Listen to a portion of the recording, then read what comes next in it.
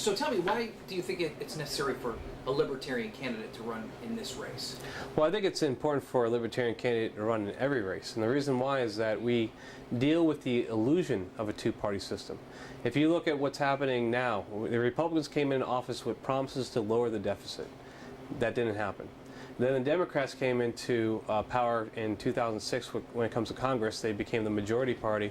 When they promised to get us out of wars, when they promised to basically dismantle the surveillance state, Patriot Act and whatnot, and instead what we see is they have continued it, all these programs. So they've also continued the bailouts to banks. They've also been supposedly trying to protect people with Consumer Protection Acts and whatnot when it comes to the banks, but we're not seeing any real change because what ended up happening was there was no real reform of the banking system. Glass-Steagall was not re-implemented. We still have the too big to fails. Nothing really has changed over the last 10, 20 years. So would you say that libertarians go a step further than the Tea Party, or where are you along that political spectrum? No, we're not Tea Party. We're libertarians. It's a bit different. The Tea Parties I give credit for actually getting out there and demonstrating. Any group out there that feels their rights are being impinged upon should get out and protest. We approve of that. But we believe in liberty for all people. So we're not really left or right. What we see ourselves as whether or not somebody else has control over the decision making that you should have over your daily life, or whether or not you have your individual rights and ability to make decisions on an everyday basis when it comes to making contracts, what goes on in your own home, privacy rights, property rights, rights of religion, rights to vote, anything that is an individual right that is supposed to be protected by the Constitution, we are going to strongly support, and even some that the Constitution doesn't touch, such as basically your private life. What's your goal in this campaign? My goal in this campaign is to win, of course. Is everybody?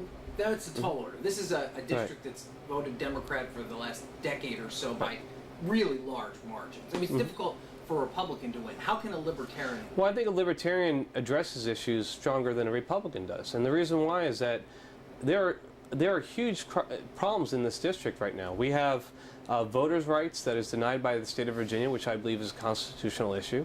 We have, and I do believe in rights restoration. We have issues where the bank bailouts are really affecting this area, and if you look at what happened with such as Bank of America leaving Richmond and just the mess that was, there are things that happen at the federal level that are deeply impacting the 3rd District. And how do you overcome, I mean, not to say that you don't have a good message, that's not for me to decide, but how do you get that message to enough people, and then does that message match what the voters in this district necessarily align themselves? The Libertarian Party has a very, very strong message, and it's very good for the 3rd District. The trick is, just like you said, how do you get out and reach 670,000 people? And you do that by knocking on doors, using your volunteers. We have a very energetic volunteer staff, very motivated, and we are hitting any sort of media we can, Facebook, YouTube, everything that we can to get the message out to as many people as possible. Now, are we going to have the tens of thousands, hundreds of thousands of dollars as a Republican or Democrat can, millions in some cases, to get billboards, television spots and whatnot? No, we're not going to have that. But YouTube is a very powerful tool. So is Facebook. So is really going to your civic leagues and talking to people there. They spread the word. Getting out, doing meet and greets, having barbecues. This is what is really important when it comes to meeting people. And when it comes down to it, even if you don't win, is there still some benefit from that by getting this message out, maybe penetrating There has been, because Bobby Scott has wrapped his entire legacy around he protected people. But we look and we see that he voted for the Banking Act of 1994, which created the too big to fails. The National Banking Act of 1999, which allowed the national banks to eat the state and local banks. That he voted for TARP.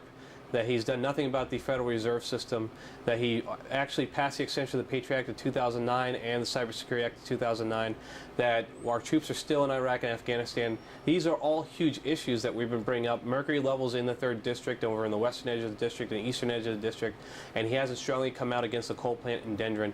These are all huge issues for the 3rd District.